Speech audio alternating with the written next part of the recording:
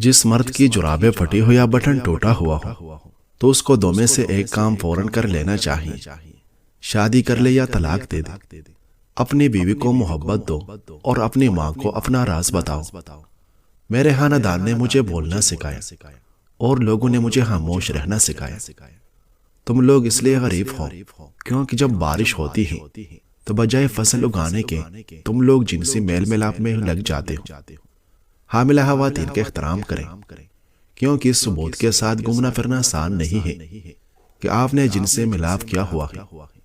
اگر کوئی شخص پیٹ بھر کر کھا لے تو اسے روٹی کا ذائقہ محسوس نہیں ہوتا۔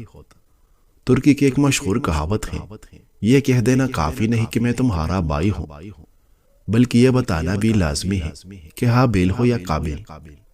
اگر تمہاری مساجد میں جماعت کی پچھلی صفوں میں بچوں کا شور نہیں آ رہا تو اپنے دین کے مستقبل کی فکر کرو۔ جب زندگی میں اچھا وقت آنے والا ہوتا ہے تو یہ نشانیاں ظاہر ہوتی ہیں۔ رویوں میں ٹھہراؤ اور صبر کا آنا۔ جب آپ کا دل مطمئن رہنے لگے تو سمجھ لے کہ سکون کا دور شروع ہونے والا ہے۔ مشکل راستوں کا خود بہت آسان ہونا۔ آپ کو ایسے مخلص لوگ ملنے لگتے ہیں جو آپ کی مدد کرتے ہیں اور آپ کی صلاحیتوں صحیح جگہ استعمال ہونے لگتی ہیں۔ سیکھنے اور عمل کرنے کا تجسس۔